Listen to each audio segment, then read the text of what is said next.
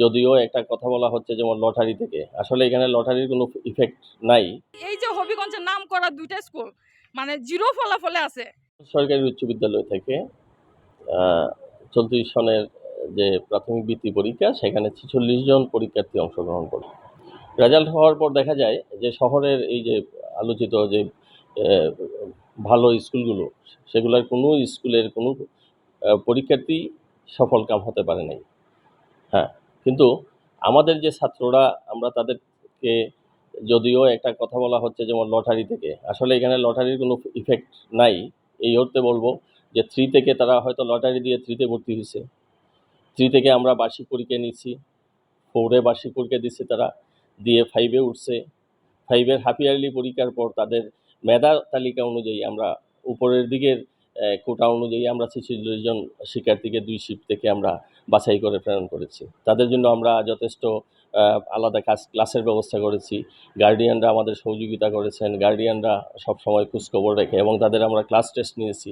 মানে এখানে আমাদের তাদের যে ফলাফল ক্লাস টেস্ট সহ, সেখানে আমরা আশাবাদী ছিলাম যে আমরা এখানে শতভাগ সাফল্য পাওয়ার দাবিদার।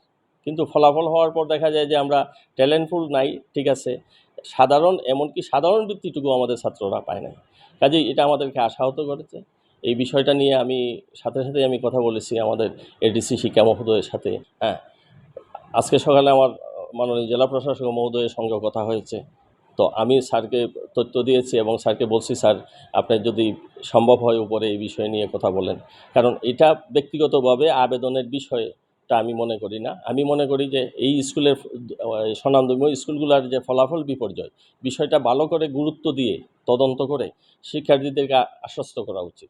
আলোচনার শীর্ষে প্রাথমিক বৃত্তি পরীক্ষার ফলাফল বিপর্যয়।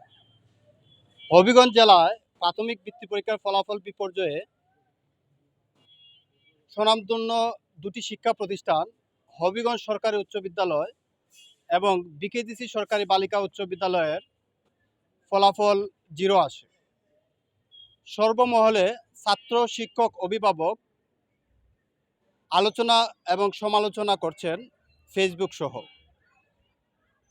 আমরা হবিগঞ্জ জেলার মাধ্যমিক শিক্ষা অফিসারের মাধ্যমে যেটি জানতে পেরেছি, প্রাইমারি শিক্ষা প্রতিষ্ঠানের পরীক্ষার্থী ছিল 1073 জন। ট্যালেন্ট পুলে বৃত্তি পেয়েছেন 65 জন। সাধারণ শিক্ষায় বৃত্তি পেয়েছেন 25 জন। বেসরকারি কেজি বা কিন্ডারগার্টেন স্কুলে 220 জন পরীক্ষার্থী ছিলেন। ট্যালেন্ট পুলের বৃত্তি পেয়েছেন 17 জন এবং সাধারণ বৃত্তি পেয়েছেন 0।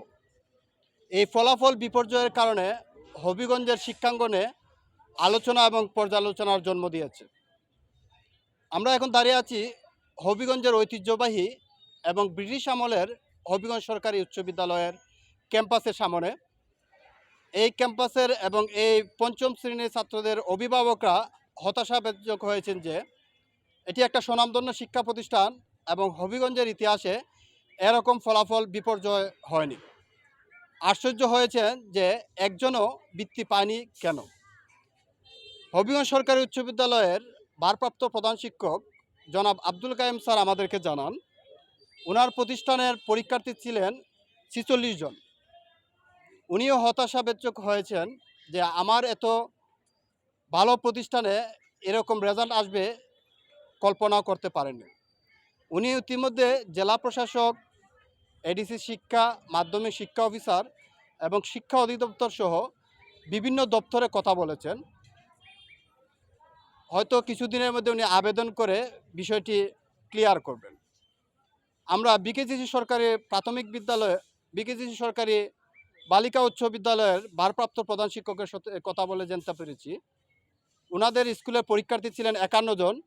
ওনাদেরও কেউ ট্যালেন্ট পুল অথবা সাধারণ বৃত্তি পায় নাই। উনিও হতাশাব্যঞ্জক হয়ে শিক্ষা অধিদপ্তর সহ বিভিন্ন দপ্তরে কথা বলেছেন। কিছুদিনের মধ্যে ওনারাও আশা করেন যে রিভিউ করে এই ফলাফল হয়তো পরিবর্তন হতে পারেন।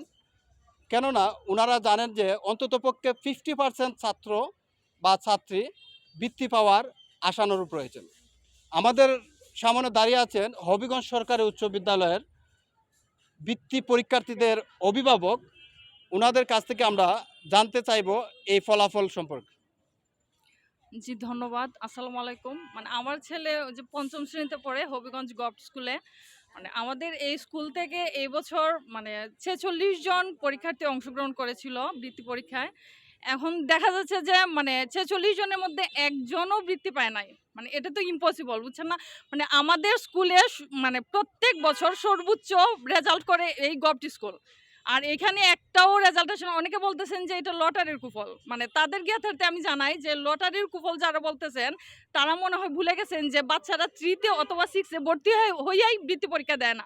মানে বৃত্তি পরীক্ষাটা দেয় 2 বছর মিনিমাম, তাদেরকে ঘষা মাজা করা হয়। আর মানে তাদের যদি আরো বুঝার দরকার হয় তাইলে তারা এই যে গভর্নমেন্ট স্কুলে একটা প্রশ্ন নিয়ে বসলেই দেখতে পারবেন যে বাচ্চারা কত কঠিন কঠিন প্রশ্নের মধ্য দিয়ে মানে এক একটা পরীক্ষা পাস করে যায়। এখন আমাদের এই যে বাচ্চারা যেন নর্মালি বৃত্তি পাওয়ার কথা, এখন আমাদেরকে দেখা যেতেছে আবার রি এক্সাম করা লাগবে, অনেক টাকা কষ্ট করা লাগবে, যেটা সবার মানে সামর্থ্যও কুলাইব না।